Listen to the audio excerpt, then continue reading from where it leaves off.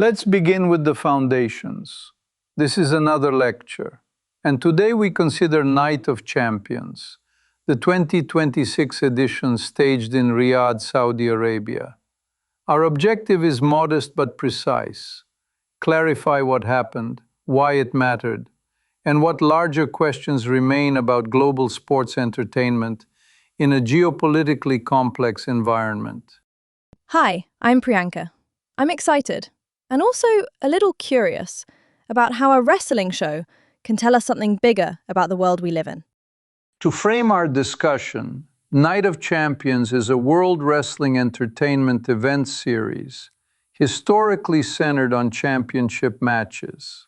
Established in 2007, it went on hiatus after 2015 and was revived in 2023 with an explicit international scope. In 2026, the event featured 6 matches, including the finals of the King and Queen of the Ring tournaments. Now, a few technical terms are helpful. WWE is a global professional wrestling and sports entertainment company. Outcomes are scripted, what we call kayfabe, the narrative pretense of competitive sport. Distribution historically involved pay-per-view and increasingly live streaming. Raw and SmackDown are the company's principal weekly television brands. The King and Queen of the Ring winners, in 2026 specifically, earned SummerSlam world title opportunities with freedom to choose which championship to challenge. A steel cage match encloses the ring to reduce outside interference. A special guest referee is a storyline-appointed official who may influence outcomes. Fatal four-way denotes 4 competitors with 1 fall to a finish. Finally, Grand Slam and Triple Crown are milestone designations indicating a wrestler has won specified combinations of titles over a career. So, I guess we can start by thinking about distribution too. In 2026, how did people watch it in different places? In simpler terms, the pipelines changed. After the US Peacock deal ended in 2025, the 2026 Night of Champions live-streamed on ESPN's direct-to-consumer platform domestically, while Netflix fronted most international markets, with SuperSport in sub-Saharan Africa and Abema in Japan. We observed then a case study in multi-platform strategy, one brand for the US sports marketplace, another for global reach. Moving forward, why does this matter? It is crucial to understand that WWE's 10-year partnership with Saudi Arabia's Ministry of Sport, aligned with Saudi Vision 2030, has repositioned several premium live events as internationally staged tentpoles.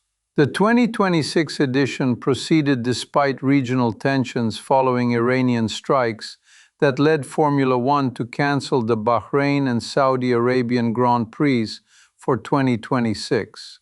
Thus, the show became a test of event logistics, security confidence, and the durability of entertainment partnerships under uncertainty.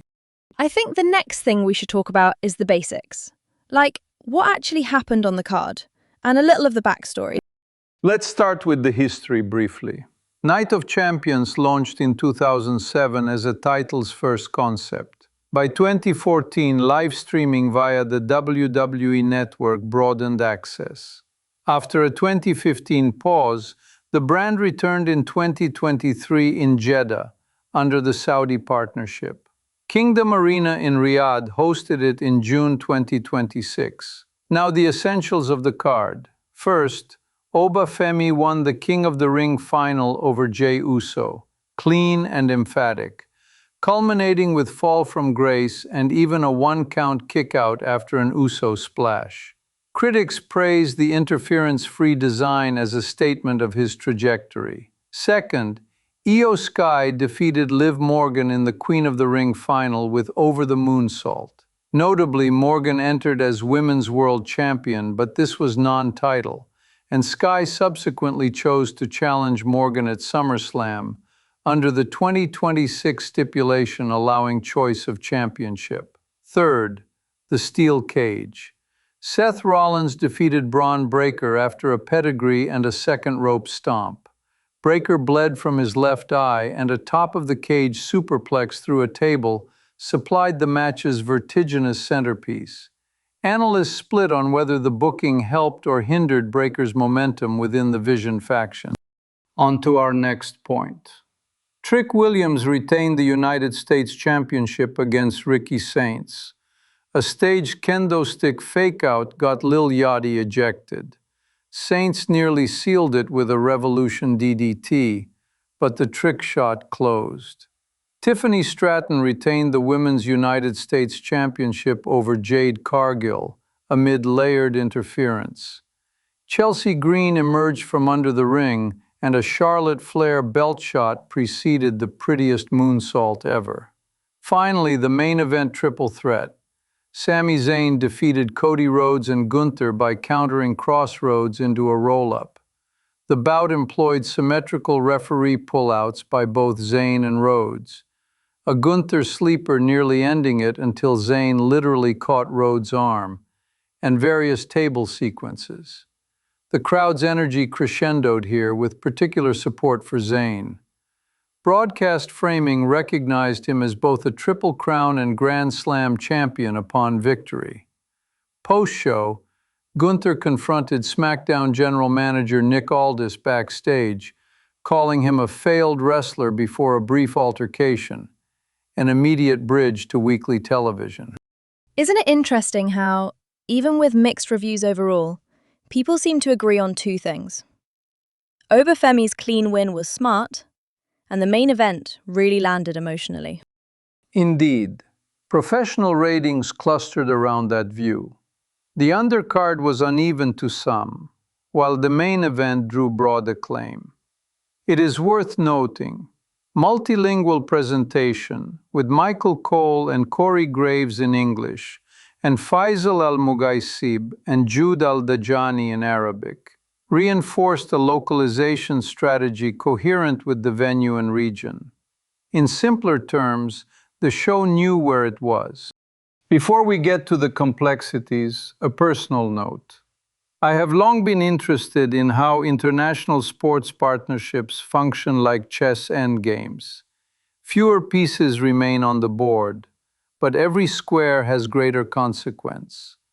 Night of Champions, staged when other properties withdrew, became such an endgame problem.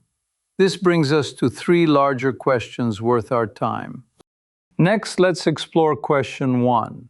What if the 2026 Iranian strikes had forced cancellation or relocation? Historically, major cancellations ripple through story logic, media contracts, and ticketed expectations. WWE publicly confirmed in April 2026 that the event would proceed in June 2026 at Kingdom Arena, signaling confidence in logistics. Had it not, plausible contingencies include postponement, relocation to a US or European venue, or fragmenting the card across television episodes. The King and Queen finals might have headlined Raw and SmackDown, while the triple threat could have anchored a different premium event.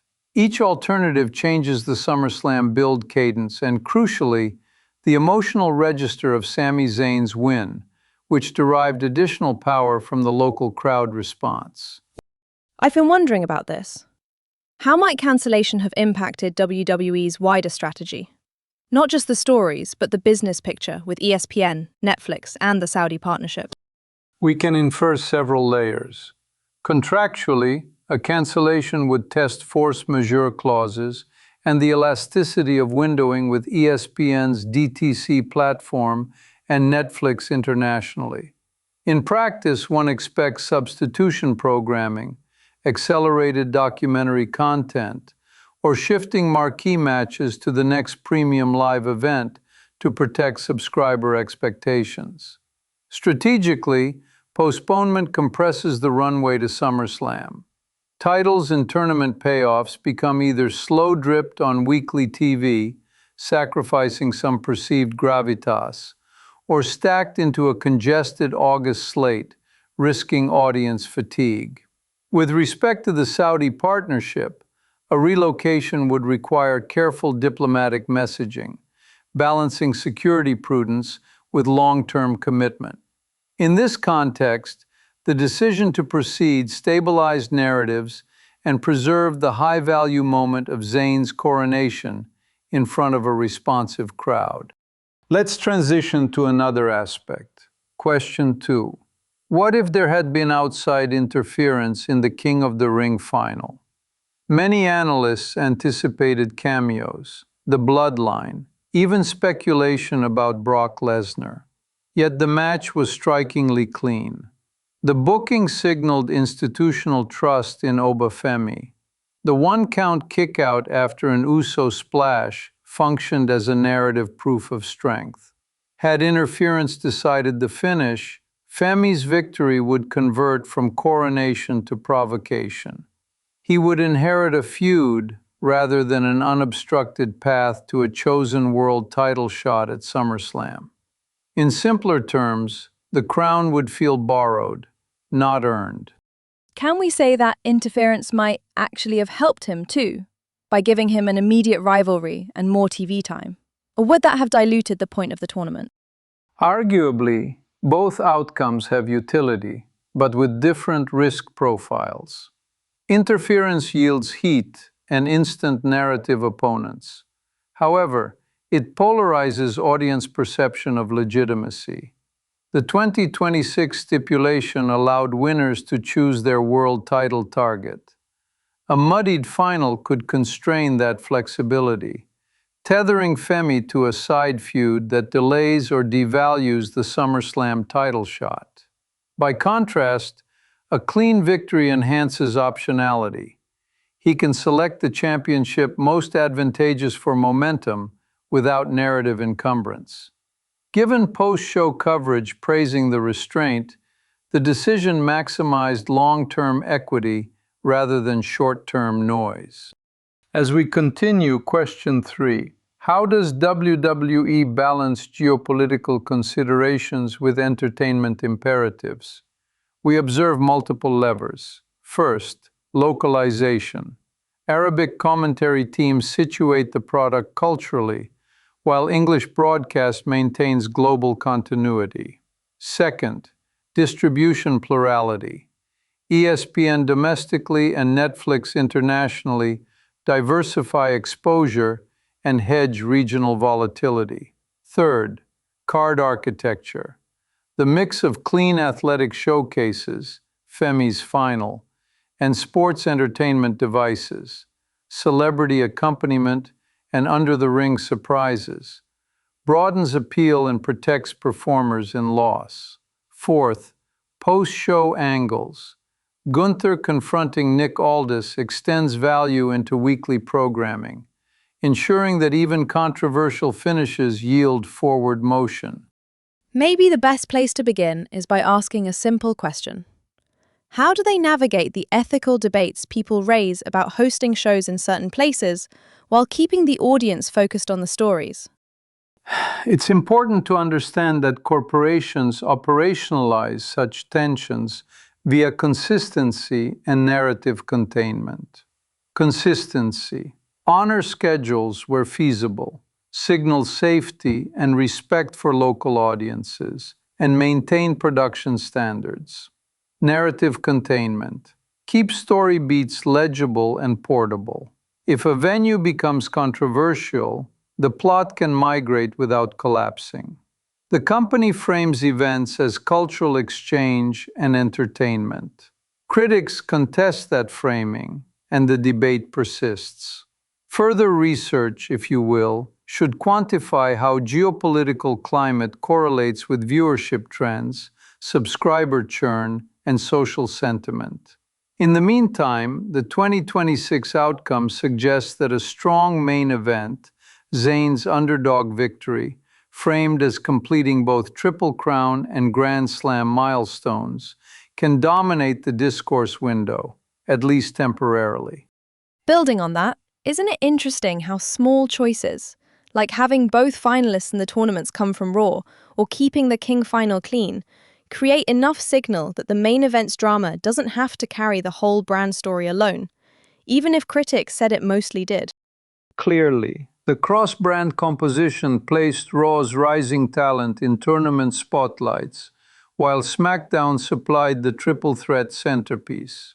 Mathematically, that balances present tense drama against future building, though the weight distribution is never perfectly uniform. The grades and reviews reflected precisely that trade-off. To summarize, Night of Champions 2026 reaffirmed WWE's international staging capacity, migrated US streaming to ESPN with Netflix abroad, and delivered a memorable title change in Riyadh that many compared to generational underdog moments. Our three questions: cancellation contingencies, the counterfactual of interference in the King final, and the ongoing balance between geopolitics and entertainment, remain instructive lenses. If today's discussion whetted your appetite for adjacent study, consider examining WWE Crown Jewel as a parallel case of Saudi-hosted spectacle and narrative calculus. That was helpful to think through, actually. Thank you, and thanks to everyone listening. This then completes our present analysis. Until next time.